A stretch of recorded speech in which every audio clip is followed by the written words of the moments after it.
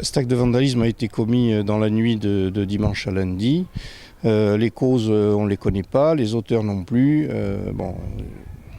En ce qui me concerne, c'est la première fois que je suis confronté dans l'académie à un acte de vandalisme d'une telle ampleur.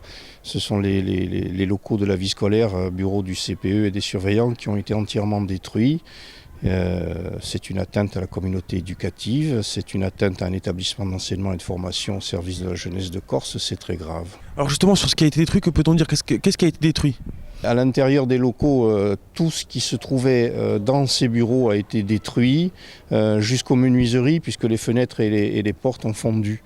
Donc les armoires, le matériel informatique, tous les documents administratifs et pédagogiques qui s'y trouvaient, tout a été détruit. Voilà. Au sein de cet établissement, est-ce que c'est la première fois que ça arrive? Oui, non seulement c'est la première fois, mais à ma connaissance, c'est même la première fois dans l'Académie de Corse que ça se produit.